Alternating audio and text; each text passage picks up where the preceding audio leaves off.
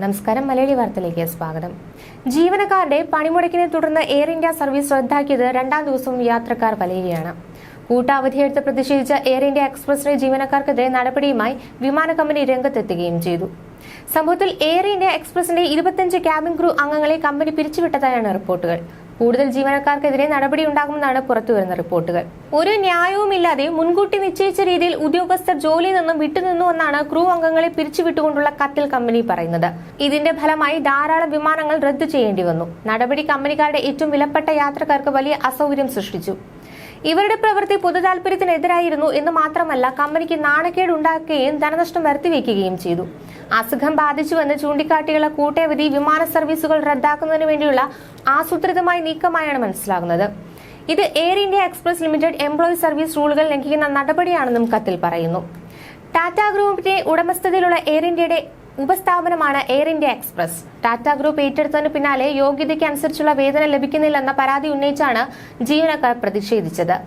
Air India എക്സ്പ്രസിനെ Air ഏഷ്യയുമായും ടാറ്റ ഗ്രൂപ്പിന്റെ ഉടമസ്ഥതയിലുള്ള മറ്റ് വിമാന കമ്പനികളുമായും ബന്ധിപ്പിക്കാനുള്ള തീരുമാനത്തിലും ഇവർക്ക് എതിർപ്പുണ്ട്.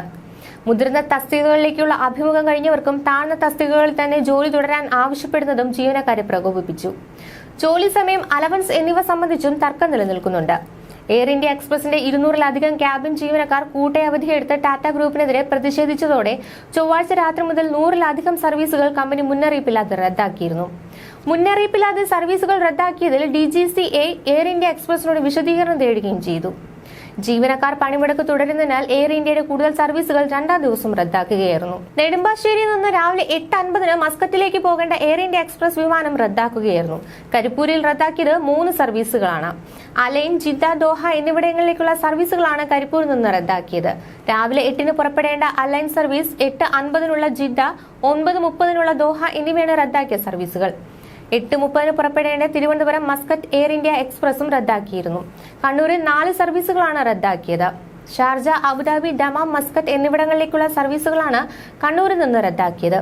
കരിപ്പൂരിൽ നിന്നുള്ള 2 സർവീസുകൾ കൂടി റദ്ദാക്കിയിട്ടുണ്ട്. സലാല, റിയാദ് വിമാനങ്ങളാണ് റദ്ദാക്കിയത്.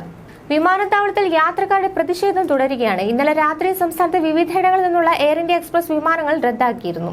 ക്യാബിൻ ക്രൂ അംഗങ്ങളിൽ ഒരു വിഭാഗം കൂട്ട അവധിയെടുത്തതോടെയാണ് എയർ ഇന്ത്യയിൽ സർവീസ് പ്രതിസന്ധിയിലായത്. 200-ലധികം ക്യാബിൻ ക്രൂ ജീവനക്കാർക്ക് സിക്ക് ലീവ് എടുക്കുകയായിരുന്നു.